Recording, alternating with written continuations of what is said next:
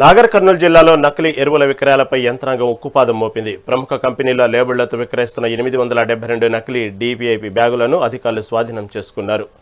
ముగ్గురిపై ఎఫ్ఐఆర్లు నమోదు చేసి 7 మందిని అరెస్టు చేయగా మరో 2 కోసం గాలిస్తున్నారు. నిందితులపై నిత్యావసర వస్తువుల చట్టంతో సహా పలు సెక్షన్ల కింద కేసులు నమోదు చేసి ఆస్తుల జప్తునకు ఆదేశించారు.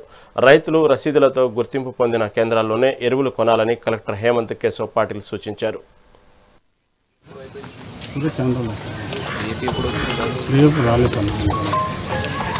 Less cost. Actually, the cost is nearly 2,100 to 2,200, but they had given to around 1,600 to 700, depending upon that.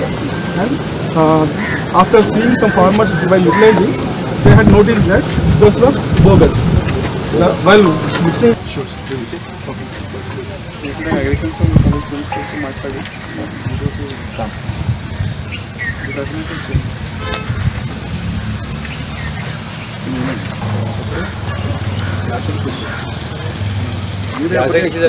Urea 500 రూపాయలకు ఒక బ్యాగ్ అప్పుడు యూరియా ఉన్నారు. ఇప్పుడు ఆ తర్వాత దాన్ని ఇది every house, we got some bags in their houses, and they